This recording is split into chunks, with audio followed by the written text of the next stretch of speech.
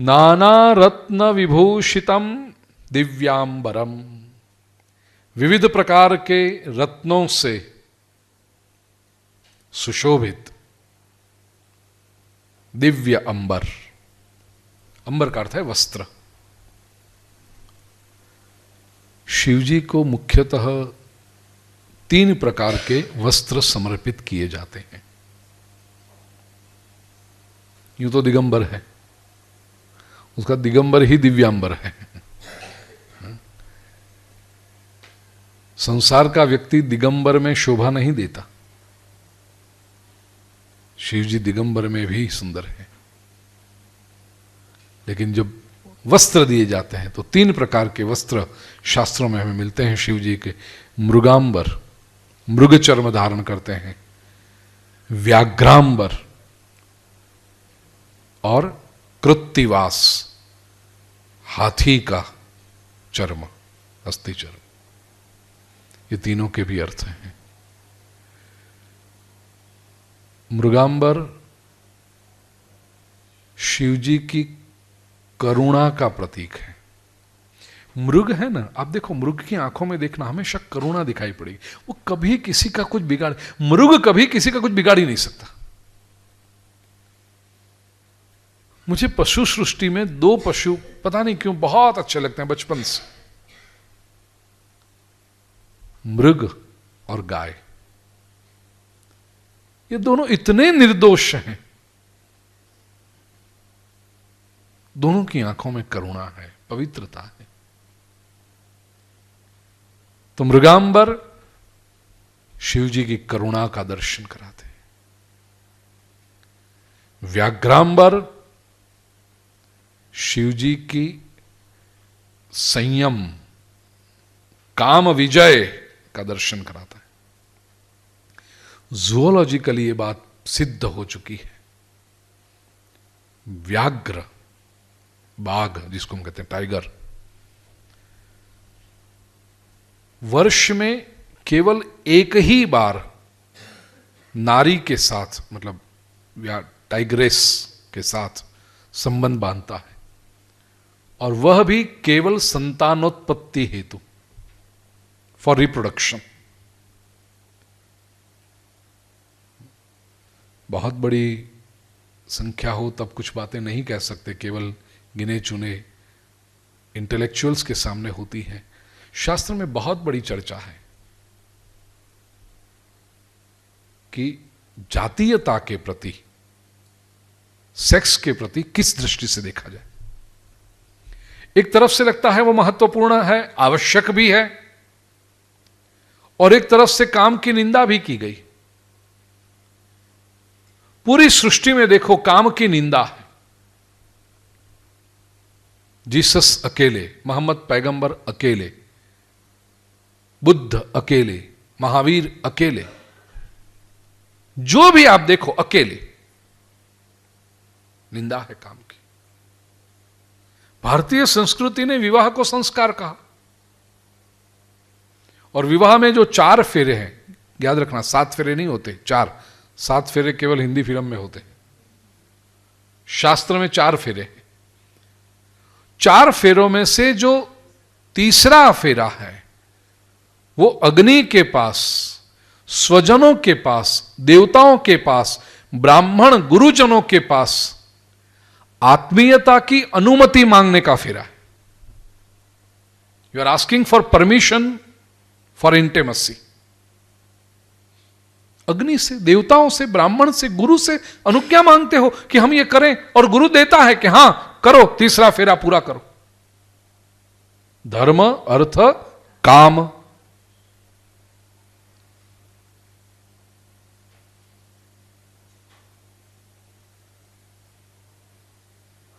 प्रश्न इसमें यह है, भारतीय शास्त्रकारों ने बड़ा चिंतन किया, भगवत गीता में भी मैंने ये चर्चा की है, भगवान श्री कृष्ण के आधार पर 2 जगह पे भगवान श्री कृष्ण ने इसका संदर्भ लिया है। धर्मा विरुद्धो भूतेषु कामोस्मि भरतर्षभ। अर्जुन, धर्म की मर्यादा में जो कामना है वो मेरी विभूति है। धर्म से अविरुद्ध कामना जो है वो मेरी है। और 10वें अध्याय में विभूतियों का वर्णन करते समय भगवान ने कहा प्रजनश्चास्मि कंदर्प। प्रजोत्पादन के लिए जो कंदर्प, कंदर्प वेस्टर्न कॉन्सेप्ट में है क्यूपिड, कामदेव, वो मेरी विभूति है भगवान कहते हैं। अर्थ ये हुआ कामना मनोरंजन के लिए है या प्रजोत्पादन के लिए। विकृति कब आती है? विकृति तभी आती है, और यह विषय इसलिए मैं अभी ले रहा हूं क्योंकि हवा में, वर्तमान पत्रों में सब जगह पे चल रही है ये बात, कानून को ठीक करो, ये हो रहा है, अत्याचार हो रहा है। कोई शास्त्र नहीं देखता, कोई इस तथ्य को समझने का प्रयास नहीं करता कि कामना क्यों। कानून से आप कामना को बदल नहीं सकते। चोरी न करने के लिए कितने कानून बनाए गए, दुनिया भर में चोरी हो रही, रोक नहीं सकते आप। मनोरंजन के लिए जब तक है कामना, ये व्यक्ति सोचता रहेगा, तब तक ये सारे अत्याचार चलते रहेंगे।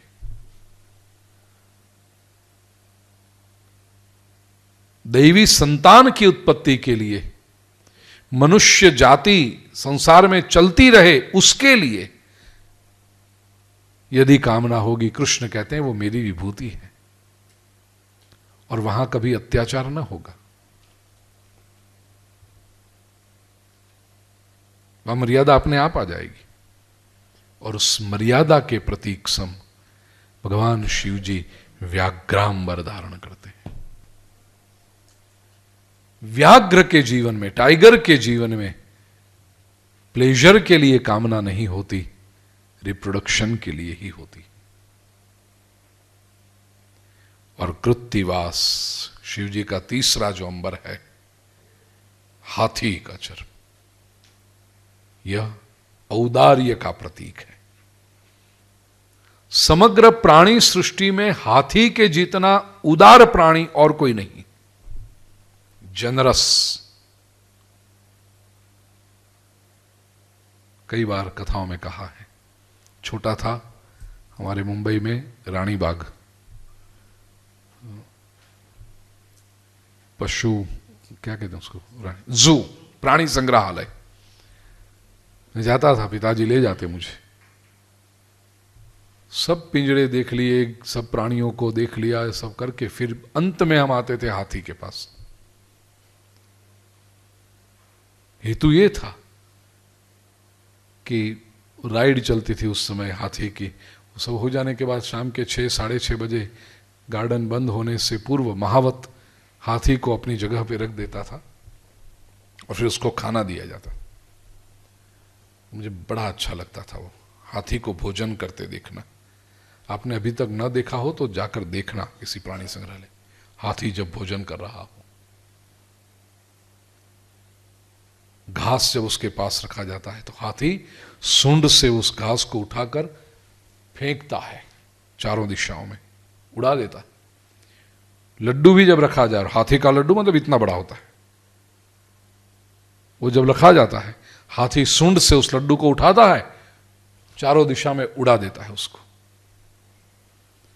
उम्र मेरी 8 साल, 10 साल, 12 साल रही होगी। मैं पिताजी से पूछता, कैसा पागल है ये हाथी,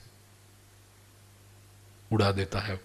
क्योंकि हमें संस्कार ऐसे दिए जाते कि भोजन कभी छानना नहीं है, थाली में से कुछ बाहर गिरना भी नहीं चाहिए, अन्न का व्यय ना होना चाहिए, त्याग ना होना चाहिए, अन्नम न निंद्यात, वो एक सिखाया गया था कि थाली में से भोजन करते समय चावल का एक दाना भी बाहर गिर जाए तो वो ठीक नहीं होता। और हाथी इतना उड़ा देता, इतना वेस्ट करता है, पागल है। पिताजी कहते नहीं बेटा, हाथी पागल नहीं, हाथी स्वयं को जंगल का राजा समझता है। और कहते हैं कि मैं जब भोजन कर रहा हूं उसके पहले आसपास में कोई भूखा ना रहना चाहिए। हाथी अपने घास में से 2-4 बंडल उड़ाएगा, उसमें कितने छोटे छोटे खरगोश ये मृग, उनका कितने लोगों का पेट भर जाएगा? हाथी अपना एक लड्डू उड़ाएगा, उसमें आसपास की कितनी चींटी मकोड़े सबका पेट भर जाएगा। और वो सब उड़ाया, उसके बाद में हाथी खुद भोजन करता। ये जब समझ में आई बात, दृष्टिकोण बदल गया। उदारता है हाथी की। ये दान श्रृंगारिणो गजदंडवत, ये दान उसका श्रृंगार हो गया,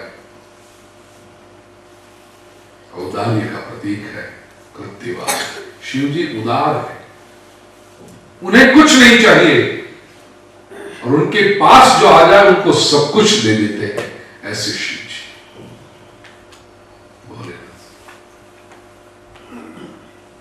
नाना रत्न विभूषितम दिव्यांबरम मृगमदा मोदांकितम चंदनम, कस्तूरी गंध के साथ जो चंदन है वो मृगमदा। अब केवल चंदन न कहा, मृगमदा मोदांकितम चंदन, कस्तूरी के साथ चंदन, sandalwood paste mixed with fragrant deer musk. ये कस्तूरी का आग्रह क्यों रखा? केवल चंदन की खुशबू है, शीतलता भी है, लेकिन कस्तूरी से वो खुशबू और बढ़ जाती है, एक्सेंचुएट हो जाती है। लेकिन इसके पीछे का जो आध्यात्मिक अर्थ है कस्तूरी युक्त चंदन चढ़ाने का, कि ये जो खुशबू है उसका स्रोत कहीं बाहर नहीं है, अपने भीतर है, ये पता चले। इसलिए मानसी पूजा में मृगमदा मोदांकितम चंद, जीवन में शांति, जीवन में आनंद का स्रोत कहीं बाहर। कस्तूरी की कथा आपको पता होगी, मृग की। कस्तूरी मृग सो रहा है, सुबह सुबह जब उसकी आंख खुलती है खुशबू आती है उससे, ढूंढता है ये खुशबू कहां से आई, जिज्ञासा होती है उससे, ढूंढ लूं ये खुशबू कहां से आई। दौड़ता है, इधर जाता है, उधर जाता है, उधर दौड़ता है। फिर तो सूरज भी निकलने लगता है, सूरज की धूप बढ़ने लगती है। मृग को लगता है मैं ढूंढ निकालूंगा, अभी मिल जाएगा। अभी दिन भर वो दौड़ते रहता है, इधर उधर, पूरा पश्चिम उत्तर दक्षिण सब जगह पे। न पानी पीता है, न भोजन करे, कुछ कहीं पर और नहीं मिलता। पहले ये खुशबू कहां से आ रही निकाल दो, ढूंढ निकाल बस। थक जाता है शांत होते होते, अब तो सर ऊंचा रखने की भी ताकत नहीं उसके, झुक जाता है सर, गिर पड़ता है। और जब सर झुक गया तो उसको पता चलता है, अरे जिस खुशबू को ढूंढने के लिए मैं दिन भर मारा मारा घूमता रहा, वो खुशबू, वो कस्तूरी तो मेरी नाभि में ही है। पता चला। बस मनुष्य का भी ऐसा, जीवन भर वो सुख पाने के लिए, शांति पाने के लिए, आनंद पाने के लिए मारा मारा घूमता है। पैसे कमा लेंगे फिर सुखी हो जाएंगे, पैसे का ढेर लग जाता है, सुख तो मिलता नहीं। सुविधाएं आ जाती हैं, सुख नहीं आता। और ये अंतर भी समझना, कुछ लोग सुविधाओं को ही सुख समझ लेते हैं।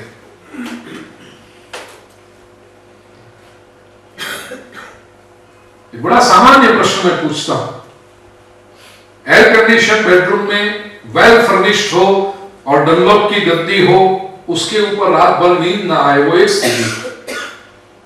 और आपकी दुकान के बाहर ओटे के ऊपर न कुछ बिछाया है न कुछ ओढ़ने को है, लेकिन मजदूर सो जाता है, सुबह 8 बजे जब आप कहते हो ए दुकान खोलनी है तब उठता है। बोलो दोनों में सुखी कौन? क्यों, कोई सुविधा तो थी नहीं इसमें, नींद थी। तो सुविधा को सुख मत समझना, सुख कुछ अलग बात है। पैसे कमा लेने से सुविधा अवश्य आ जाती है, सुख की गारंटी नहीं। फिर कोई कहता है अरे केवल कमाने से सुख नहीं मिलता, कुछ खर्चना भी पड़ता है। दान करो, लोगों में वाह वाह हो, आपकी तख्तियां लगे, बोर्ड लगे आपके नाम के, जरा बड़े हो जाओ, तब सुख मिलता है। वो भी कोशिश कर लेता है व्यक्ति, यहां दान दिया, वहां दान दिया, ये बोर्ड लगाया, ये सम्मान पत्र लिया, वहां होकर के शाल उड़ के आया, वहां जाकर के मुख्य अतिथि विशेष अतिथि हमारी बिरादरी के भामाशाह हो जाता है। इससे सुख नहीं मिलता, शांति नहीं मिलती। फिर कोई आगे कहता है अरे सत्ता पालो, इतना आपने किया, इतना दिया, प्रेसिडेंट बन जाओ, तब आता है सुख। वो भी कर लेता है, सुख नहीं मिलता। और तब तक तो 70-75 हो जाते, फिर जब शांति से बैठता है तो लगता है नहीं, सुख तो मेरे पास ही था, जो था जैसा था उसमें यदि सुख पा लेता तो ये मारा फिरने की जरूरत नहीं थी। कस्तूरी, ये मृगमदा मोदांकितम चंदन, चंदन शीतलता और कस्तूरी स्व केंद्रिता, मेरे पास से ही मिलेगा। जब तक भीतर नहीं झांके, जब तक अपना अध्ययन नहीं किया, तब तक क्या करोगे? तो शिव जी को मानसिक पूजा में जब मृगमदा मोदांकितम चंदनम अर्पण करते हैं, प्रभु मैं सुख, शांति, आनंद, प्रसन्नता का स्रोत अपने भीतर ही है, जो तूने दिया हुआ है वो ढूंढ रहा हूं, और वो जो प्रकट होता है वो तुझे समर्पित कर रहा है।